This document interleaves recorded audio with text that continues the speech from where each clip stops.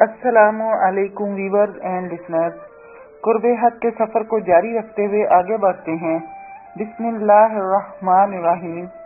और याद करें उसकी रहमत खास को कि उसने हमें मुसलमान घराने में पैदा किया और ये नेमत बनी इसराइल को अता करदा तमाम नेमतों से अफजल है। और उसकी बारगाह में पेश हों कि वो हमें नफरत, बुग़्ज़, हसद, कीना, अदावत और हकारत जैसी बीमारियों से निजात अता करे और हमें सलामती की रोशन राह के लिए हदायत दे और फिर इस्तकामत अता करे। हम सब अपनी इनफरादी और इज्तिमाई जिंदगियों के हर मामले में बेचैनी और इस्तराब के घूंट पी पी कर सिसकते रहे हैं। मामला ज़रात का हो या संतो हरफत का, उलझन समाजी हो या माशी, तकलीफ जिस्मानी हो या ज़हनी, बेचैनी रूहानी हो या कल्बी, सिर्फ और सिर्फ सूरह रहमान सुने।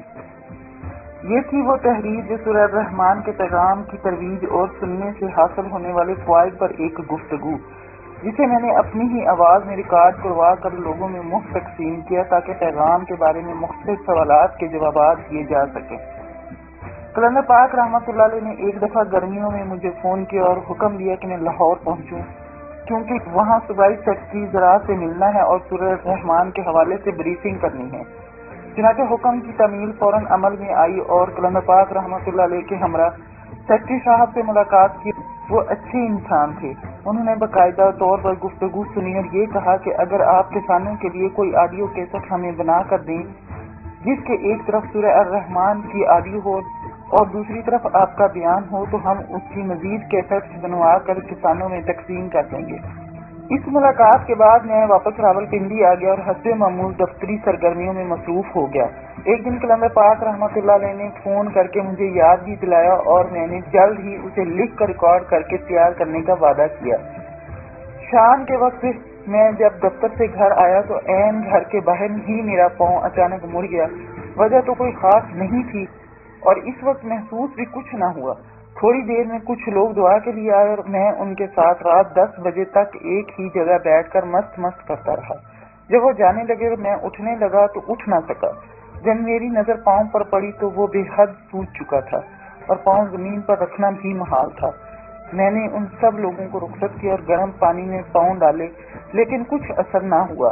अगले रोज जब सबको पता चला तो हर चाहने वाला किसी न किसी मरहम या तेल के हमरा मेरे पास आया और उस पाँव की मालिश की।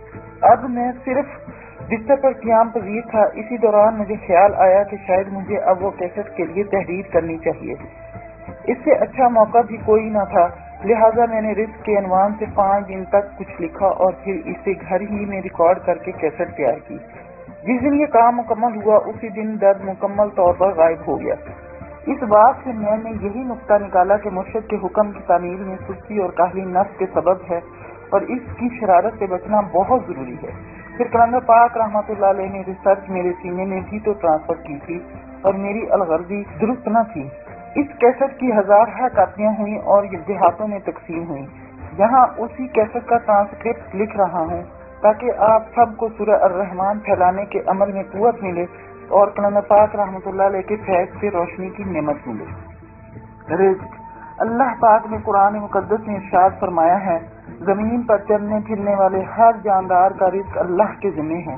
बेशक वही पैदा करने वाला और पालने वाला है। ये तमाम कायनात अल्लाह रब्बे जुल जलाल की मलकियत है। सूरह यासीन में अल्लाह ने फरमाया है, अल्लाह जब किसी चीज का इरादा फरमाता है तो कहता है हो जा और वो हो जाती है, यानी वजूद में आ जाती है। लेकिन जब अल्लाह ने रिज़्क़ के मामले में अल-अलान फरमाया तो हमें ये जान लेना चाहिए कि खालिक व मालिक का दावा ही सच है और इंसान के साथ वफा करने वाली असल ज़ाते रब्बे कायनात है। अल्लाह पाक ने हमें एक वजूद अता किया जिसकी हर सिफ़त व इस्तिदाद एक मुकम्मल रिज़्क़ का दर्जा रखती है।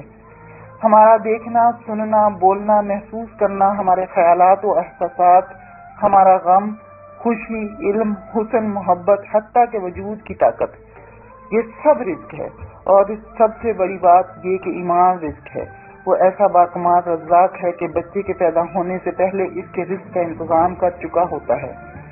इस रहमान और रहीम ज़ात ने अपने आप को ममता से ताबीर फरमाया और कहा, अगर मखलूक मेरे प्यार के मुतालिक जानना चाहे तो ये समझ ले कि 70 माओं के प्यार को इकट्ठा किया जाए तो अल्लाह रहमान और रहीम का प्यार इससे कई गुना ज्यादा है। अब माँ ही को ले लीजिए, वो अपने बच्चे से किस कदर प्यार करती है। اس کو کسی بھی طرح ماپا نہیں جا سکتا۔ کسی بھی رنگ و نسل کی ماں ہو، بچہ کیسا ہی کیوں نہ ہو، ماں کے لیے لخت جگر ہوتا ہے۔ کوئی ماں اپنے بچے کو آگ میں نہیں پھینکتی، وہ اپنے بچے کے لیے خود اپنی زندگی کی بازی لگا دیتی ہے۔ اب سوچیں کہ وہ پاک ذات جو اصل خالق و مالک انسان سے کس قدر پیار کرتا ہے۔ اس رب نے ماں کے پاؤں تلے جنت رکھ لی اور ہم سب کو اس کی عظمت سے آگاہ کیا۔ گویا بچی کو ماں کے اعلیٰ مراتب پر فائز کرنے والی صرف اور صرف اللہ کی ذات ہے، اور یہاں وہ ہم سب کو اپنے قریب ہونے کا احساس دلا رہا ہے۔ جنم دینے والی ماں کی سانسیں تو دم توڑ جاتی ہیں، لیکن 70 ماہوں سے زیادہ پیار کرنے والی ماں کو موت یا فنا نہیں، وہی ہمیشہ رہنے والی ذات ہے۔ یہ احساسات اور شعور ہمیں اس رابطہ حیات سے ملے جو اللہ کے محترم اور سب سے پیارے نبی حضرت محمد مصطفیٰ صلی اللہ علیہ وسلم پر نازل ہوا، یعنی قرآن مجید، اور اس کا عملی نمونہ خود سرکار پاک صلی اللہ علیہ وسلم کی اپنی حیات طیبہ ہے۔ نگاہ عشق و مستی میں وہی اول، وہی آخر، وہی قرآن، وہی فرقان، وہی یاسین، وہی طٰہٰ۔ آپ صلی اللہ علیہ وسلم نے ارشاد فرمایا، جو کچھ اللہ نے تمہیں دیا ہے اس پر شکر ادا کیا کرو، شکر ادا کرنے سے نعمتوں میں اضافہ ہوتا ہے۔ اگر ہم عطا کردہ صفات و استعداد پر اللہ کا شکر ادا کریں تو وہ ہماری صفات و استعداد کو نکھار دیتا ہے، ہمارے رزق میں برکت ڈال دیتا ہے اور اس رزق کو شیطانی شر سے محفوظ کر دیتا ہے، ہمارے دلوں میں ایک دوسرے کا ادب اور محبت ڈال دیتا ہے، گھر اور معاشرہ امن و سکون کا گہوارہ بن جاتا ہے۔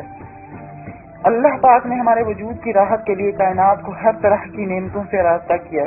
خوبصورت رنگ، درخت، پھل، پھول، سبزہ، پہاڑ، دریا، سمندر، جانور، چرند پرند، سورج، چاند، ستارے، بادل، بارش، ہوا، موسموں کی خوبصورتی، یہ تمام نعمتیں انسان ہی کے لیے پیدا کی اور ہر نعمت کو انسانی رزق و حیات کا سبب بنایا۔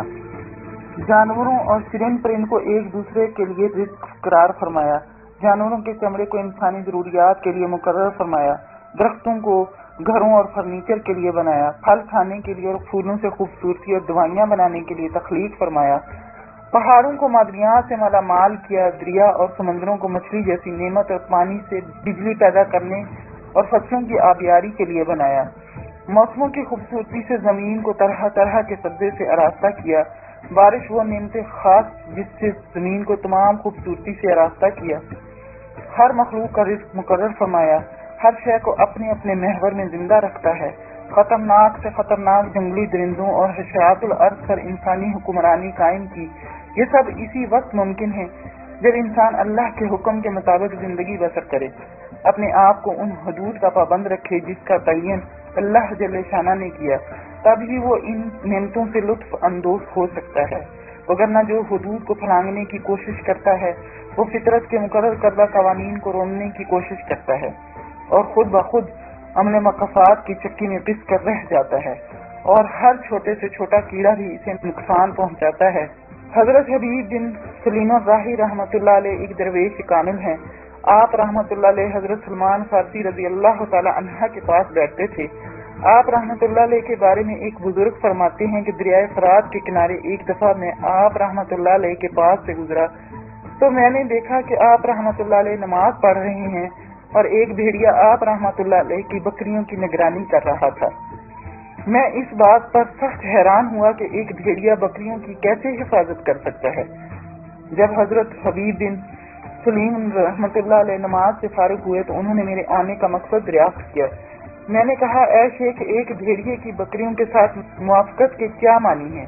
آپ رحمۃ اللہ علیہ نے فرمایا، مطلب یہ ہے کہ بکریوں کا چرواہا حق تعالیٰ سے موافقت رکھتا ہے۔ یہ کہہ کر لکڑی کا پیالہ ایک پتھر کے نیچے رکھ دیا۔ میں نے دیکھا کہ اس سے 2 چشمے پھوٹ نکلے، ایک دودھ کا اور دوسرا شہد کا۔ فرمایا، پی لو۔ میں نے پوچھا، اے شیخ، یہ درجہ آپ رحمۃ اللہ علیہ نے کیسے حاصل کیا؟ آپ رحمۃ اللہ علیہ نے فرمایا، حضرت محمد مصطفیٰ صلی اللہ علیہ وسلم کی اتباع سے۔